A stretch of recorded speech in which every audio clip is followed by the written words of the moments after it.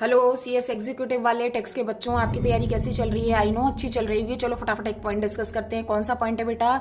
Point है residential status.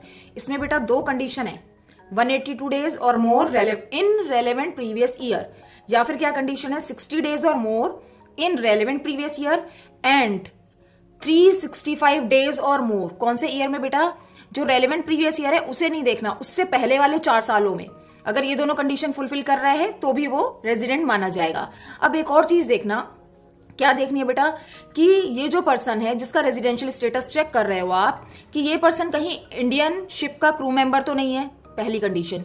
दूसरी कि ये व्यक्ति ऐसा तो नहीं है जो इंडियन सिटीजन है and leaves India for employment outside India. Okay, अगर ये दोनों में वो फॉल कर रहा है तो फिर बेटा उसको सिर्फ 182 डेज वाली कंडीशन एप्लीकेबल होगी, 60 डेज वाला चेक करने की जरूरत है ही नहीं आपको। ओके, अब जब वो रेजिडेंट बन गया, ठीक है, तो आप देखोगे कि वो आरओआर है या आरएनओआर है। अब आरओआर और आरएनओआर बनाने के लिए बेटा क्या जरूरत है? 2 एडिशनल कंडीशन है और दोनों फुलफिल होंगी तब वो आरओआर बनेगा, यानी कि रेजिडेंट एंड ऑर्डिनरीली रेजिडेंट। क्या कंडीशन है बेटा?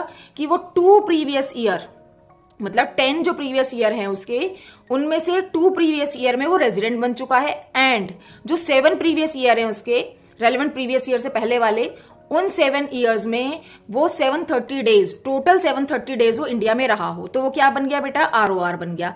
दोनों में से कोई भी एक कंडीशन फुलफिल नहीं हुई या दोनों ही नहीं हुई तो फिर क्या होगा बेटा? फिर वो आरएनओआर बन जाएगा। अब एक और एडिशनल पॉइंट समझो। क्या है एडिशनल पॉइंट? यहां पे डिपार्टमेंट ने क्या किया, समझना ध्यान से, कि अगर कोई पर्सन ऐसा है जो इंडियन सिटीजन है या पर्सन ऑफ इंडियन ओरिजिन है, वो 15 लाख या उससे ज्यादा की इनकम अर्न करता है, कहां से? इंडियन सोर्सेज से। कहां से? इंडियन सोर्सेज से। तब क्या होगा?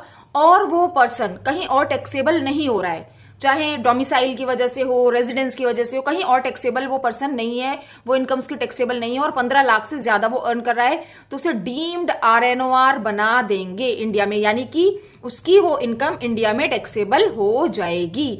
जस्ट इस बात को याद रखना है और आपका एक क्वेश्चन बहुत अच्छे से आपका एग्जाम में अटेम्प्ट हो जाएगा। ओके बेटा, नेक्स्ट क्लास में मिलते हैं एक नेक्स्ट टॉपिक के साथ। ध्यान से सुनो और ध्यान से लर्न करो चीजों को, एक एक पॉइंट को ध्यान रखो। Okay, till then keep learning and keep exploring.